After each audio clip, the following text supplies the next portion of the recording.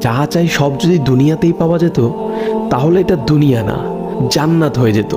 কিছু এলোমেলো ঝড়, কষ্টের দমকা হাওয়া, কিছু অপ্রাপ্তির ভিড় তোমায় কষ্ট দিবে, যন্ত্রণাগুলো পাহাড়ের মতো দেখবে, মাঝে মধ্যে বুকটা ভারী হয়ে আসবে। তবে কখনোই হতাশ হইও না, ভেঙে পড়ো না, কারণ এটাই দুনিয়া। এখানে সব চাওয়া পূরণ হবার নয়। মন যা চায় তাই যদি পেতে চাও, তবে অবশ্যই তোমায় জান্নাতে যেতে হবে।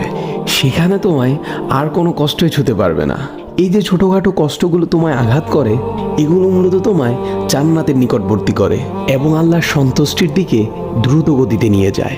আর এখানে সুখ দুঃখ কোনোটিই স্থায়ী নয়। এখানকার সব কিছুই সাময়িক, আর আখেরাত হলো চিরস্থায়ী। সেখানকার সুখ দুঃখ চিরস্থায়ী। ক্ষণস্থায়ী কষ্টগুলোর ব্যাপারে অত চিন্তা করে কি লাভ? আল্লাহ সুবহানাহু ওয়া তাআলা বলেন, জান্নাতে তোমাদের জন্য তোমাদের মন যা চায় তাই আছে।